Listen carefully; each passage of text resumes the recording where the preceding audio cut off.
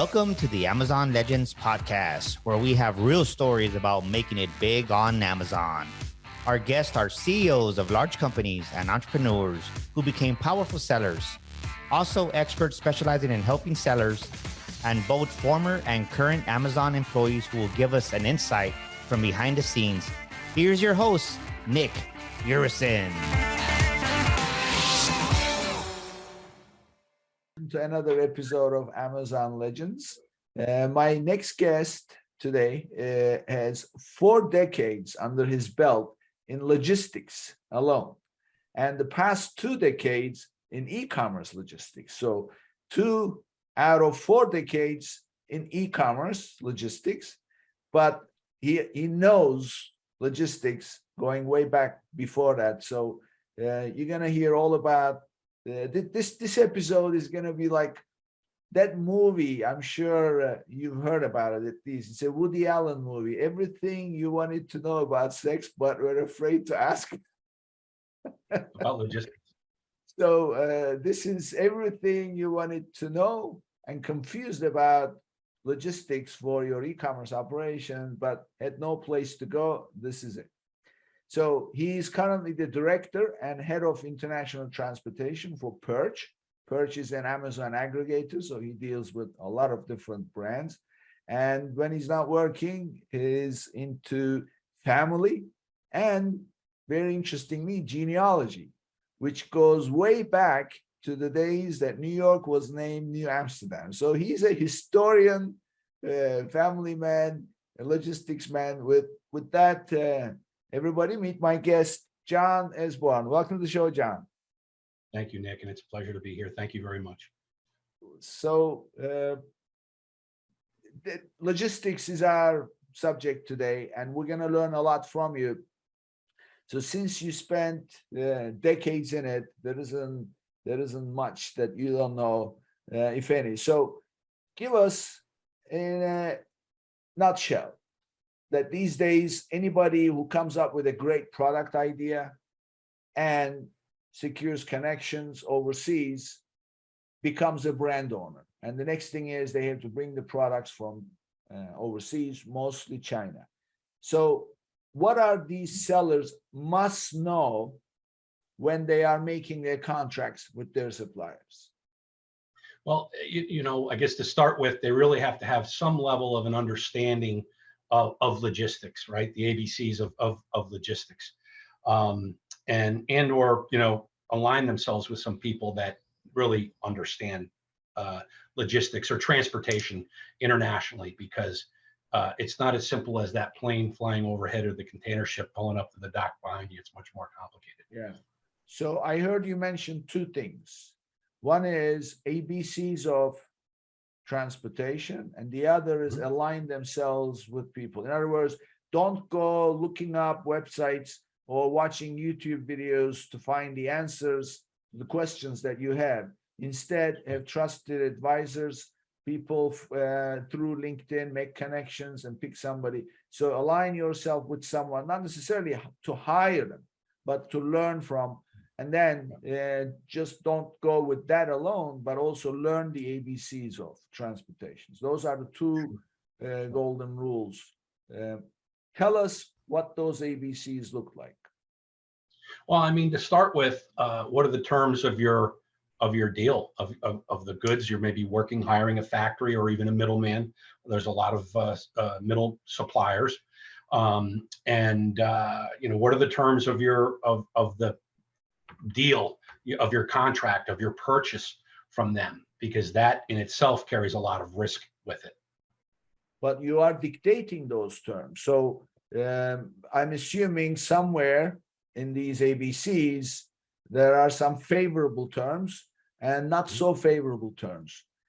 So they would, what I'm hearing is they need to understand what is in their best interest, so that they can make the contract that way. Sure. Which goes back to what kind of terms are available in the first place when it comes to the transportation of the merchandise. So the World Chamber of Commerce, so I don't know, years ago, a bunch of countries got together and said, hey, our countries are doing business together, our residents, our citizens, why don't we come up with some commonality that we all can agree to that are represented in an agreement or a contract? And basically that's what is referred to as an incoterm. So incoterms, I wish I could tell you, there's probably 15 to 18 of them, but there's really only a few that often get used. And the most common, and my suggestion to anybody that's trying to get into new and selling and bringing product in is to select an incoterm by the name of FOB origin port, FOB port, which basically means that your seller, your factory that's selling to you, has the responsibility to get the goods gated in, if it's ocean freight, to the airplane on board at origin, which I don't think any of us are. I mean, you talked about I've been doing this for 40 years. Yeah, but I don't know all the laws in the origin countries and sometimes origin provinces, or all the laws about trucking.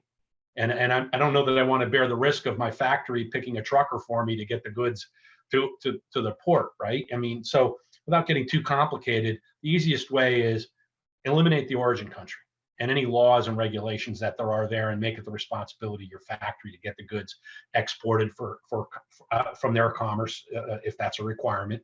That's very easy in the United States to export. In other countries, it's very complicated. It's a very formal process. And so FOB origin would be the Incoterm I would recommend. That basically means you're paying for everything from that point on to your building, to wherever you want the goods delivered. Okay. So, you and I had a very warm discussion about transportation, right? Because I spent years in transportation. I had my own company. And by the way, I just found myself in it, and then it became my own business. And my approach was building a software system for transportation business. But in the process, I ended up with trucks, trailers that I owned.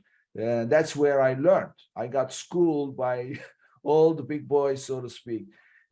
So I'm intimately familiar with this, and I want to hear your take on it. So you're right. If you ever, for listeners, if you ever want to look up Incoterms, that's INCO, Incoterms.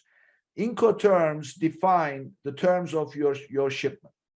And that has to be part of your contract when you're buying the merchandise. So when you go look up Incoterms, you're gonna, just as you said, 30 plus of them you'll pull up. But tell me what you think about my idea, where, as far as I'm concerned, there are only two fundamental Incoterms. Everything else is just a derivative. And the first one is FOB. And you mentioned that.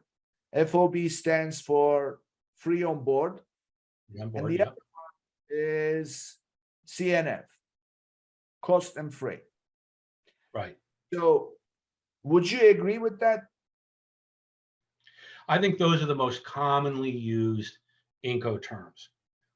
There's lots of others, and I think I would suggest to anybody, go Google Incoterms, INCOTERMS, as you said, and you'll get a chart. It's a wonderful chart that really breaks down what the different names of the Incoterms are and who bears the risk and the cost of different items and the loss of goods, and when do you have to pay for the goods at what point, who's, do you want to insure them, who pays all those different fees. There's so many fees.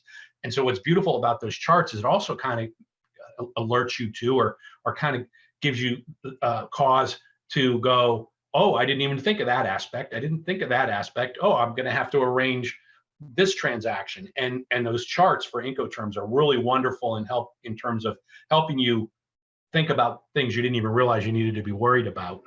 That would be one level. But back to your question, I think the very most common is FOB, but CNF certainly comes in a lot, and without clouding everybody's mind with all the other ones, those are the primary terms. Yeah.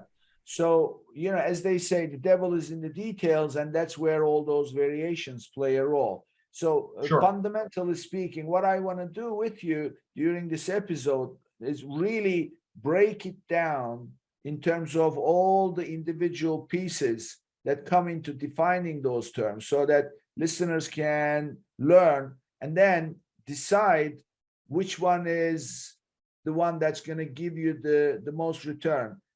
control, cost, and everything else.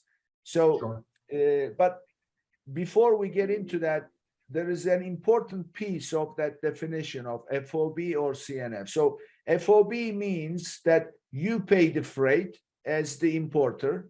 CNF means that the exporter, your supplier, pays the freight. Essentially, that's what it means. So the piece that has to be part of the definition is when you are buying FOB, what you are saying is, okay, I'm gonna I'm gonna arrange the freight and it's my responsibility. But what is the supplier's responsibility? And that is to hand the cargo over to your representative, wherever it's shipping from. Yep. So that's where it starts to break down, right? So are they handing it over at their warehouse? So it's your responsibility and therefore pay the cost to pick it up from their warehouse, bring it to the airport or bring it to the port, and then pay whoever is doing that job to load it onto the aircraft or load it onto the ship. And then when it arrives, offload it, pay for offloading. So there's all those individual services. So if you make your deal, and that's what I think you were referring to, is if you make your deal, FOB supplier's warehouse versus FOB port, now you save the money on bringing it from their warehouse to the port, right? That's what you were talking about. Yeah, I mean, sometimes there's different designated locations. So FOB, origin port, or, you know, maybe even the port's name. Maybe you have goods coming out of southern China. So it'd be FOB port of Vientiane, right? If you were shipping goods out of southern China, you certainly wouldn't buy FOB port of Shanghai. And right. nor would your seller probably, since he's covering the costs of goods to the port, he's like, I'm not trucking that to Shanghai. I'm down here. I'm like 30 minutes from Vientiane. I'm trucking it to Vientiane. And so that's part of the give and take back and forth in terms of deciding what terms you want to buy under. And that's the beauty of the incoterms, is it kind of spells everything out for people that don't know what they need to know, right? And so it's good from that standpoint. And you mentioned, you know, CNF. I'm more of a proponent of FOB, because think about it. If he's going to pay the freight to the destination port, so say the goods are coming to Los Angeles from southern China, and let's just say they're going by ocean freight. So it's going to get on a vessel in Vientiane, it's going to sail to Los Angeles, and if I buy CNF, he's covering the cost all the way to the destination. Yeah, so, you know, I was talking about that, the Incoterms. I prefer to get my own rate quote. It's not all that complicated. You'll want to align yourself with reputable freight forwarders. There are over 4,000 licensed ocean freight companies in the United States. And some of them do it as a hobby, and some of them are really serious and committed to it, right? But that said, I would want to get a quote, and I would want to pay the freight, because in my opinion, that factory is probably, you know, if it's a $6,000 container, they might be building $7,000 in there, and that's my $1,000, right? So if I can get a quote for the same dollar amount, so. Yeah, I mean, I totally agree. I always advise anybody to always buy FOB for one important reason, and that is control. So you have, when you say, I am buying FOB and I want you to assume all the charges to deliver it to the port of export. So delivering it from your warehouse to the port is your responsibility. But from that point on, I take over and I pay every penny that's incurred as an expense. Now, what you do is, now you have control over who's going to carry it, which carrier, which airline, which agency is going to handle it, because usually you make your agreement here at the US end, and the US has the US office usually has a representative office at the other end, there is most important information flow key when something is shipped, because you need to have the paperwork. And the other important piece in this whole movement is you don't want something showing up in US Customs unannounced. Of course, they will inform you, but the right way to be informed about it is before stuff ships, you must have the paperwork and look at it and say, okay, this is acceptable. If it's not acceptable, ask them to redo it. And what must accompany the shipment, what must not accompany the shipment. All those instructions will be according to what you want done. The agency that you will hire here will instruct their counterpart. And also, of course, the most valuable part of it is the cost, is you're going to pre-negotiate it. There will be no surprises, whether it's the freight itself or offloading it here at this end or bringing it to your door after customs clearance takes place. Who's going to clear it? All those individual pieces of the puzzle, you pre-negotiate. There is no unknowns and full control over it. If it's CNF, the exporter is going to say, okay, what's going to save me the most money? Doesn't care if it takes 3 months, 2 months, what document goes forward or anything like that. Would that be right? No, absolutely. And you mentioned, you kind of got into I think one of the other key aspects is, okay, so you've determined your incoterms, you leaned on FOB, again, go Google them. You can see all the different steps along the way and who's accountable for what, the buyer or the seller. But I think one of the other critical elements is aligning yourself with a customs broker who's passionate about trade compliance and customs brokerage. They're going to help you stay within the lines that U.S. Customs, Customs and Border Protection expects you to follow the lines. You don't want a bad reputation, because if you get a bad reputation, everything you bring in is going to go on exam, which could delay and you're receiving your goods, but more importantly, add significant cost to your purchase. And so there are freight forwarders, freight companies that are international freight companies that are always also customs brokers, and customs brokers that are also freight companies. And then sometimes they don't do both. I always want to start with that strong customs broker, customs compliance, passionate broker first, and then I work my way back to the freight forwarding, because that's the guy that's going to keep you out of trouble. That's the person, as you said, they're going to look at the documents. They're going to tell you if there's something wrong. There might not be a proper description of your goods for customs entry. That's what's going to get you in trouble with customs. That's one of the risk items, easily managed. Find yourself early on a good trade compliant, passionate customs broker. Interview 3 or 4 of them. I've got some that are honestly my favorite go-tos, because I know I can trust them. I know they're as passionate as I am about that aspect of trade compliance. And they're going to help you. And there's all sorts of government agencies that, what if you're selling toys? What if there's lead in those toys? I think we've probably all heard over the years there's lead in paint on toys that come from China, and now they can't be sold. And so, without getting too far down a rabbit hole here, there's lots of reasons a good broker is going to protect you and keep track of all the things that you need to keep track of. And then they probably do freight forwarding. Okay, well then you just solved a whole bunch of steps in the process.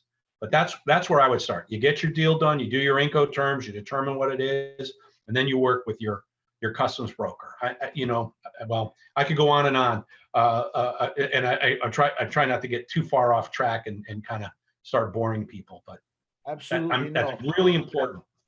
Yeah.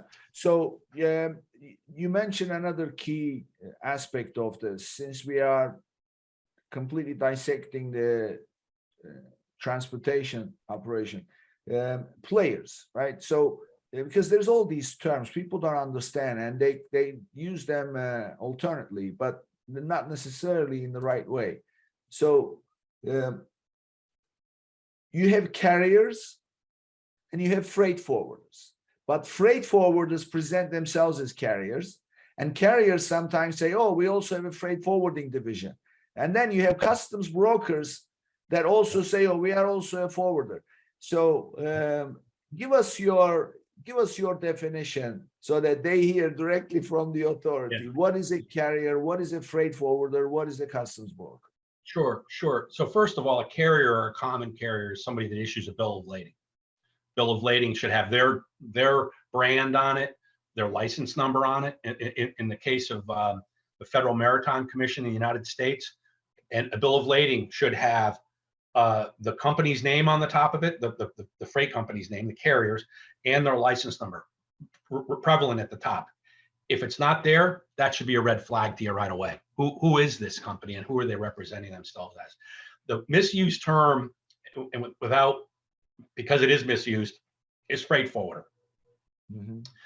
A freight forwarder is not necessarily a carrier. If you look at licenses for the ocean freight industry with the Federal Maritime Commission, you've got a non-vessel operating common carrier who can issue a bill of lading, and a freight forwarder who can't. You need a license, but you can't issue a bill of lading. You basically just get a fee for booking on a carrier's contract. A carrier, a vessel operating common carrier, the guy with the vessels, with the boats, right? With the ships, moving the containers. But everybody typically just uses the name freight forwarder for the non-asset, the people that are a third party doing the work. So we'll use the term freight forwarder, but I use that cautiously because we're really talking about common carriers, companies that can issue their own bill of lading. They might have vessels. Some of the bigger brands are MSC, Maersk, ONE. You might see a container going by in a trailer on the highway, Costco, Yang Ming, etc. They operate their own vessels. Then there's what's called a non-vessel operating common carrier. They buy space. The short version is they buy space. They broker space on a carrier, but they're issuing a bill of lading to you on their name, on their brand. So there you go. And that bill of lading, though, should account for the movement of the goods in whatever aspect you want. And what I mean by that is, if it goes all the way to my warehouse door, that would be stipulated on the bill of lading. And you really want to do that. You don't want to set up a bill of lading, a shipment, so that it just terminates at the port, because now you're going to get a phone call and go, hey, your freight, we cleared it because you hired us as a broker, but it's sitting here in the port. You can come and get it now anytime you want. You know, you want to have it, you want to have a full service from port, origin port, FOB, to your warehouse store, right? And ocean carriers are representing themselves to be able to do that today. Be careful with that. Some are better than others, and others don't want anything to do with that. I think ocean carriers are better serving as ocean carriers to move your container from port to port. And then, you know, so you would, if you're small especially, you're not going to get a contract with a big carrier. You're going to hire one of these freight forwarders, these non-vessel operating common carriers, and they'll take care of everything. First step, make sure they're really strong from a trade compliance standpoint if you want them to do the brokerage and the freight, and then step into the freight aspect after that, right? And I think it's human nature, just determine how much time they're willing to spend with you. Those are obvious signs, you know, and how transparent and how honest they are with you. I know when I was on that side of the table, I always tried to deal in reality and not tell people that I had solutions for everything. But if something went wrong, I was usually calling them right away. You know, those really proactive guys. Those are the ones you want to do business with. Ones that are calling you when they've identified they're a problem, as opposed to they call you 3 days later. And there's all flavors out there. Remember, there's actually over 4,700 licensed ocean freight companies in the United States. Oh my God. So, and also tell us the customs broker. What is the customs broker function in this whole picture? You will sign a power of attorney with that broker to work on your behalf, to represent you. You have to sign a power of attorney, and they represent you as they go between you and U.S. Customs, and in other countries as well. And whether you have to sign a power of attorney in other countries, I always tell people, different countries, different regulations. Hold on, slow down. Let's find out the regulations for the United Kingdom or Europe, the EU or Canada, et cetera, right?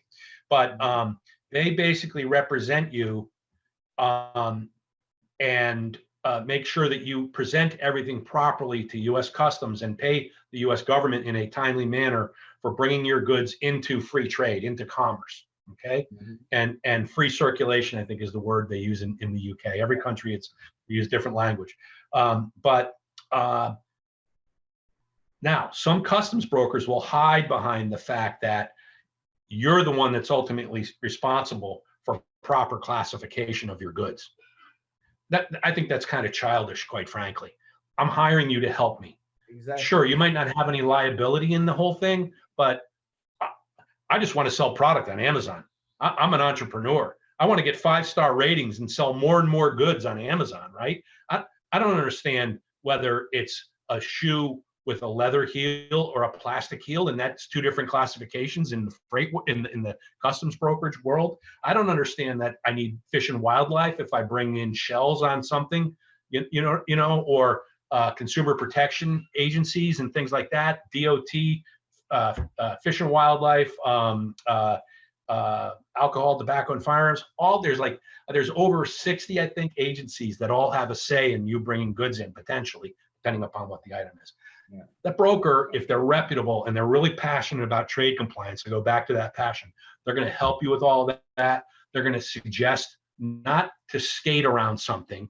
They're going to suggest a proper description of your goods, not so you can slide around something, because that stuff always catches up to you at some point, right? And I mean, U.S. Customs is not stupid, and so they will help you with a proper description of your goods, proper classification. There's a binder with 10 chapters that's about this thick that has all the different, what's called a harmonized number, right? That customs broker is going to help you with that, help you get it right, help you build a strong reputation, with U.S. Customs, and help you have a predictability to your logistics supply chain, right? Mm-hmm. You don't want to get stuck at the port. I've got goods coming in. I'm low on inventory. I want to get it into Amazon. Oh, I got flagged because I got in trouble. They know you in a port, and I guarantee you, if you're bringing goods into LA, and because personal experience, we had never used Savannah. Guess what happened the first time we brought 4 containers into the port of Savannah? You got bang, flagged. went on exam, right? Yeah. And they are on top of, why is this guy suddenly going through this port? Why is he going through Oakland when he used to come to LA all the time? They believe it or not, with all the imports and all those container ships stuck off the West Coast, they know that. So you want to build a good relationship with customs, a good, well-connected, quite frankly, customs broker. That's, ask them, hey, what kind of participation do you do in industry events? Are you a member of the National Customs Brokers and Freight Forwarders Association of America? It's worth it to spend 2 or 3 hours on this. Go visit them, walk in their building, see what it looks like. Is it a mess? I mean, there used to be tons of paperwork in this industry. Go kick the tires. I am a proponent for when I hire a new trucking company, a new vendor, I want to go see their building. I want to walk in. I want to see their people. I want to make sure I'm making the right decision, both for myself and for my company. And it's time well spent to do that and to eliminate a lot of risk. But anyway, the short version is the customs broker represents you to U.S. Customs, or in another country, to Canadian Customs, or His Majesty's, not Her Majesty's, His Majesty's, what is it, Revenue Collection, HMRC, something like. And so that's the guy. Not to be rude or crude, but there's a saying in the industry: you marry your broker, you divorce your freight forwarder. That's an old industry term. That's the people are. When I sold, one of the hardest sells was to get somebody to change their customs broker, because they got a good one and somebody that knew their product, right? So I think I went on about that. I can tell you many stories. So for the listeners' benefit, I just want to dumb it down, because it can, it can get complicated. But so I'll put it in this example. So let's imagine you are traveling and you're gonna fly from Paris back to New York. You're gonna get on the plane. The first thing that you're gonna decide before you fly is which flight you're gonna go on. And there is usually, of course, price dictates most things, but also you don't want some airline that you haven't heard of, or or an airline that lost like God knows how many planes in the past 10, 20 years. So you pick the airline yourself. Airline is the carrier. So airline will, I'm just making it very simple so that they can kind of get the understanding. So airline will issue the ticket. So on the ticket, it's going to have the airline's name. And that is so because airline is the one who's going to actually carry you. And that is the carrier and the bill of lading in a very simple terms. However, you have travel agencies that sell the ticket to you and they make a few bucks in the process. So you go to the travel agency, say, this is where I want to go. These are my dates. This is my budget, blah, blah, blah. They'll do all the shopping around. And then they'll also say, oh, what else would you like to do? Oh, by the way, when you get there, you need a car, you need a hotel. Would you like us to arrange that too? So that's the freight forwarder, so to speak. They are representing these carriers. And then they are also taking care of things like transportation from the port to your warehouse. Just like you said, oh, you don't want a phone call saying, you got your merchandise here, come get it. You don't want that. So the freight forwarder can arrange it. And they can arrange customs clearance and all that stuff if necessary. So that's the travel agent. So now you went to the travel agent, got advice with their recommendation. You picked the airline, you bought the ticket knowing that you're going to fly, let's say, Delta, and you pay the travel agent, you pay the plane ticket. Now you are off the plane in New York and JFK, you show up at passport control, right? So ordinarily, imagine a world where passengers cannot represent themselves. They need somebody in between. That's the customs broker. Customs broker is going to pick up your papers and then talk to the immigration officer and then make sure he's not going to say funny words where suddenly immigration says, wait a minute, let's come over here.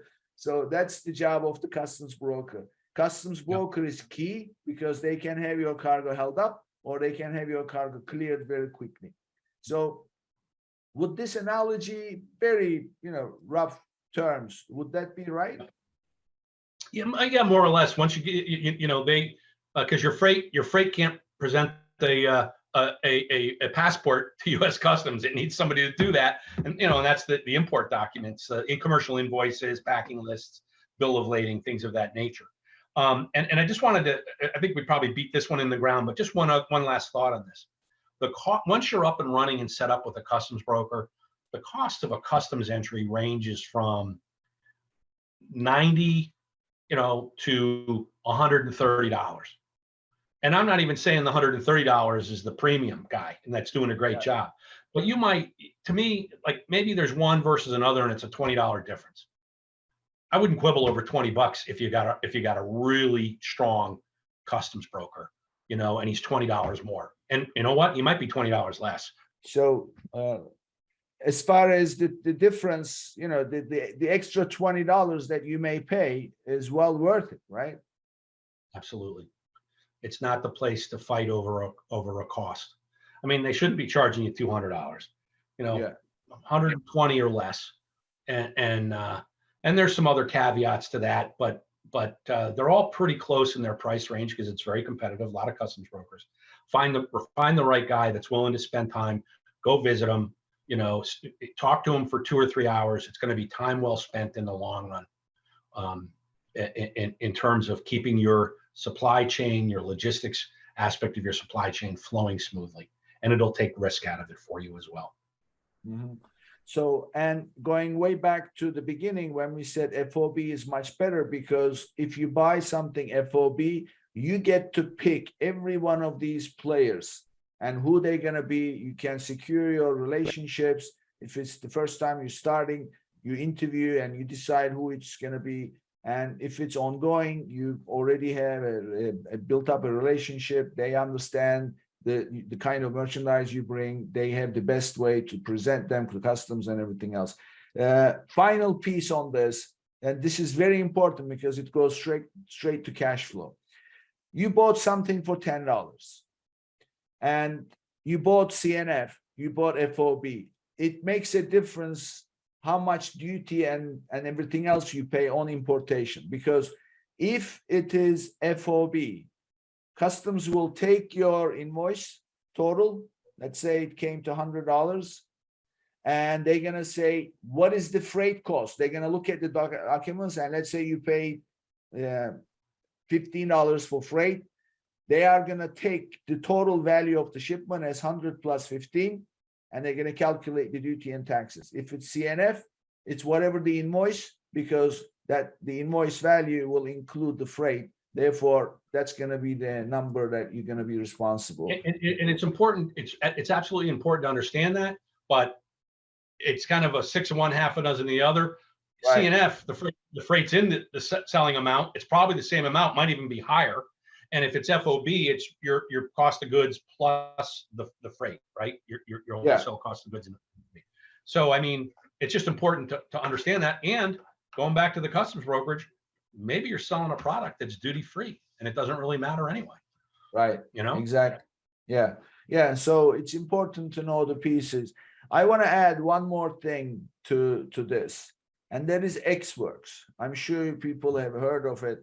It's one of my favorite ones to at least know what is involved. So tell us what XWorks is. Sure. XWorks is an Incoterm that basically, once the goods are manufactured, boxed, palletized, plastic wrapped, banded, whatever, and presented on the factory's floor on their dock, they're done. You own all the costs and all the arrangements of the shipments from there. I'm not particularly a fan of that myself. I mean, look, there's good reasons and bad reasons for picking any Incoterm. My concern is I don't know who's going to be handling the goods in country. I don't know what the regulations are about maybe a truck's driving down the road in China and goes off the road and hits a family and it's a terrible situation. Am I liable for that? Since I bought XWorks, is there some form of accountability in that for me? I you know, since I don't know those aspects and who's being hired to pick the goods up at the factory, I personally prefer FOB. I'm not a big fan of XWorks, and I don't have maybe the ability to control and negotiate some of the costs. My factory knows their local neighborhood, their local partners for transportation. They can do the deal and negotiate it, and probably do a better job of controlling those costs on their side. So John, you know how it is. This is a two-way street. In other words, the Incoterms will apply when you are buying and also when you're selling, right? So what I tell everybody is this, guys: when you're buying, buy FOB, port of export. When you're selling, sell XWorks. That way, you have completely isolated yourself from any cost. Once you are done and you got the stuff in your warehouse, your customer has to come pick it up. And but when you're buying, you're not responsible for anything until the merchandise is delivered to the port. What happens in between is to do with the factory. So I always say, buy FOB, port of export, sell XWorks, your warehouse, and you can sleep peacefully at night. Would you agree? Yeah. I mean, if you're selling, but most of us in the United States are buying, on this end. Well, I mean, there are some of these are doing B2B. They have retail, they're selling to, big box stores and things like that. So I had an interesting situation. That's why I bring up XWorks. So the situation was this: one of the customers we had was selling machinery that was very heavy. So it needed a particular type of winch to load on a truck. So what happened was there had to be a winch rented for the day, which was like $800 per day. So there was a dispute. FOB port of entry or port of export meant that this exporter, the supplier, had to pay for the winch. and at the same Sure. time, didn't want to. So, and the exporter was my customer. So they never agreed to this. So they came to me and said, what do we do? This is going to be irregular. I said, look, the answer is very simple. From now on, you sell it Ex Works, then they have to pay the winch. So that's why I always think about the two angles of it. So, well, Nick, there's another Incoterm, it's FAS, right? Free alongside. If I bought FOB, I bought on board, free on board. It's your responsibility to get that winch and get it on the vessel. It's not free alongside. I didn't buy that. It doesn't. I'm not paying for the winch, right? So exactly. Anyway. Yeah. So I want to conclude this, and then I want to move on to another very important part, because you mentioned that when we first met. FOB is not a term on its own. You've got to have where the shipment originates. So it's always FOB, New Shanghai. York, FOB, whatever. So there's always, so it's the port of export or the place of export, whatever that is, and you decide what that is. And then from that point on, it could be FOB supplier's warehouse, it could be FOB port, it could be whatever. That means up to that point, supplier responsible. From that point on, it's yours. When you negotiate CNF, we don't favor that, but then CNF must have the destination as part of the definition. So Los CNF, Angeles. exactly. That means up to that point, the exporter is going to pay everything, and you just responsible from that point on. So you don't want to be on the East Coast and have it be CNF Los Angeles, because now you got to pay the cost of trucking across country. Exactly. Yeah. And CNF, you also have CNF, CIF. CNF is cost and freight. CIF is cost, insurance and freight. Something happens to the cargo, it's also insured, but you pick up the cash, but the exporter actually is paying the insurance premium. So these are these kind of variations, but fundamentally you have FOB, CNF goes from there, and then you have the Ex Works, and you'll be fine. So now the next one is the customs compliance, because you mentioned something interesting about the collaboration between U.S. Customs and major brands and certain regulations. Tell us a little bit about that. What should seller be aware of? Well, they certainly at first should be aware of their product. They might have to get it tested. I mean, if it's a product for children or something like that, to make sure that it's okay to be, kids are going to put things in their mouth or whatever, right? And so if it's safe from a consumer standpoint, the flammability requirements, like in the UK, are much stricter than they are in the United States. I often hear that something that sells in the United States, upholstery or whatever, can't be sold as in its current state in the UK, because there's much stricter regulations. There's also regulations about that you have to keep track of, both on a state level. California has a supply chain law that involves the importer validating that their goods were not made through slavery. So if you Google California supply chain law, or something like that, you'll get it, and you need to validate that they weren't made under by child labor, under slavery, etc. And so that's important to keep track of, because you have state level regulations. And one of the current ones today that's a very hot topic is the Uyghur Foreign Labor Act, UFL-ACT, I think it is, which is a law because of the U.S. government's view that in Western China, where the Uyghur population is based, that they're being into forced labor situations, and that's a heavy cotton growing region. So if you have goods that have cotton in them, you need to validate that those goods did not come from cotton from that part of China. Now, you might be looking at my shirt and going, well, but that's cotton. Well, it might not be the shirt. What about the thread on the button?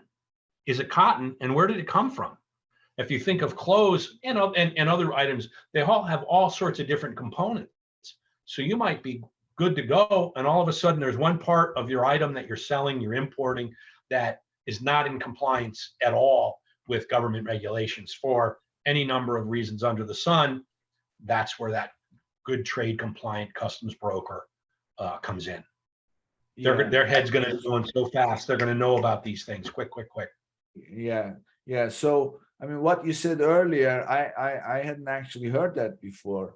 You marry your customs broker and divorce your freight forwarder, because at the end of the day, customs broker is key to, first of all, preparing you for all the certifications and everything else, and then categorization of the cargo for customs clearance to be presented. You pick the wrong one. It may be subject to a higher duty or whatever the case may be. Or you know what, Nick, early on, you know, at some point early on, you want to engage and find a broker, a proper broker. Because again, maybe you do a whole deal, you buy some goods, there's cotton materials that are coming out of Vietnam, but oops, all of a sudden, wait a second, that's got cotton in it that came out of the Uyghur region of China. And so now all of a sudden you have a problem. So there, you know, or pick another country, different countries, and all sorts of, you know, there's free trade acts which help you avoid duty. So you may want to buy from a country that's covered under a free trade act.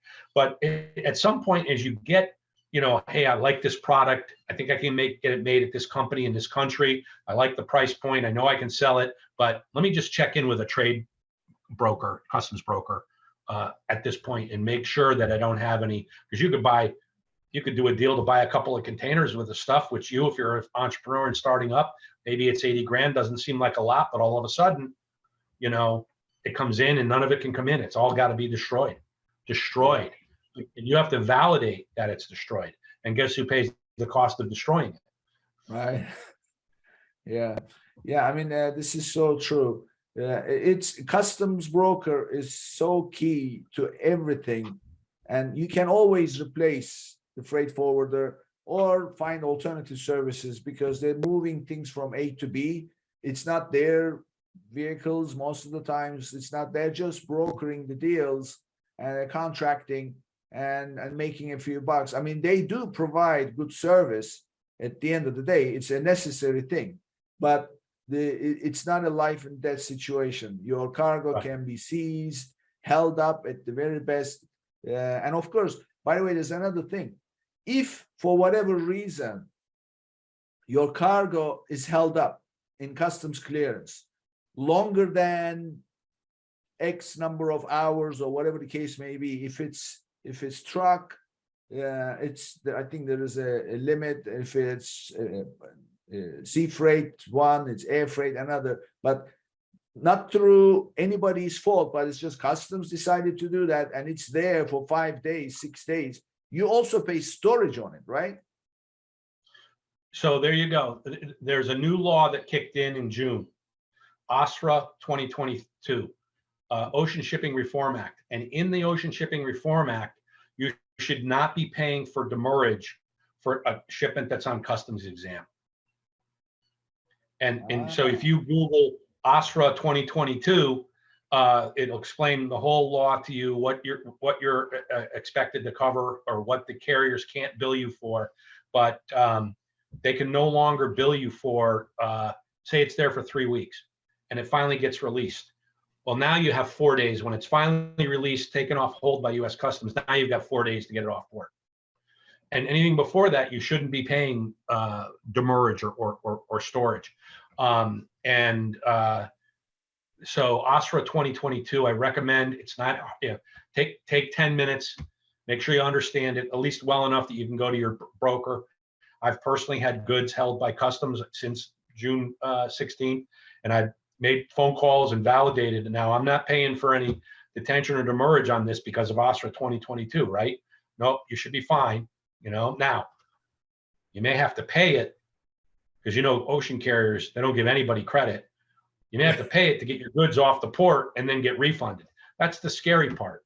But I would make sure before I paid it that I covered that in intimate detail with my customs broker freight forwarder. Again, that freight forwarder, if they're credible, they should be already ahead of that for you and working on it for you and impressing you when they come back and say, this is what we've done already.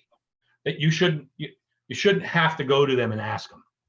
There's 4,700 freight forwarders out there. Like I said, ocean carriers, there's a whole big pool of them, right? And so some of them are not reputable. Others are okay. And then there's the best in class, ones. And that's where that's where the rubber meets the road, as a saying is, where you get your money's worth. Because guess what? How many ocean carriers are there on the Trans-Pacific right now? 16, 15? Right. There's a few new entrants. Those 4,700 licensed ocean freight companies are all using the same 15 ocean carriers. Exactly. And the ocean carriers are very passionate about not treating one more favorably than another. Even the big boys might only have $100 better price on an ocean container than a guy that only moves, 200 containers a year, or maybe that's an extreme example. But the pricing the carriers offer the freight forwarders is not all that disparate. There's not a big range in price.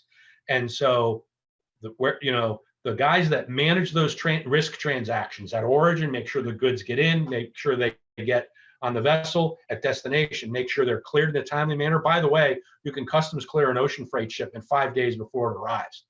And so if your customs broker is not clearing 5 days before it arrives, go find a new customs broker. Because again, the good guys are doing that, right? And now the goods are arrived, and now that they manage that transaction with the dray carrier to where the dray carrier brings the container to your building. Now the container goes back. They can't get an appointment to bring the container back. Carriers were charging for that. Again, that's illegal. You can't charge me for not bringing a container back after 4 days. You get 4 free days on port, 4 free days off port. You can't charge me for not bringing the container back on time when you won't give me an appointment.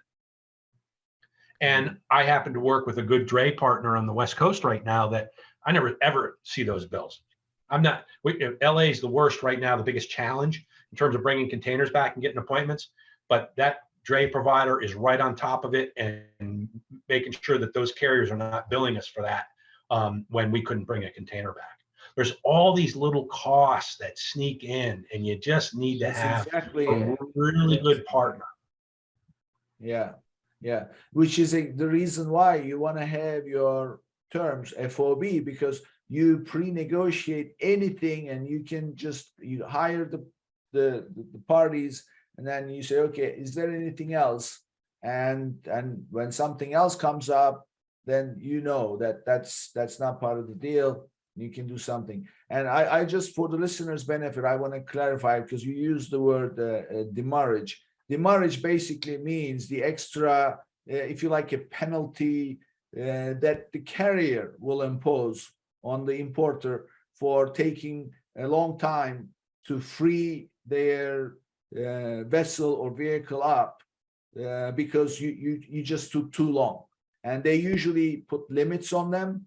So if you are, for example, when I was doing it, if somebody contracted a complete truckload and the truck arrived cleared through customs, they would have 2 business days to unload it. For whatever reason, sometimes would happen, the merchandise would be shipped at cash against documents. So as the carriers, we needed to see proof of payment. So the importer would say, okay, don't worry, I'll produce it. So now the cargo is sitting on the truck waiting for us to see the proof of payment. And they take an extra 2 days before they make the payment. Guess what? They're going to pay 2 days of demurrage because they kept my truck. I couldn't do anything else with it. So what you are saying, this new law is, if such a delay occurs because of customs, then nobody can charge anybody anything. And if you ever get charged, don't pay. Yes, fight it. Tell them, wait a second, ask for 2022. And there is a process to apply to a complaint to Federal Maritime Commission that is on the FMC website based on OSRA 2022.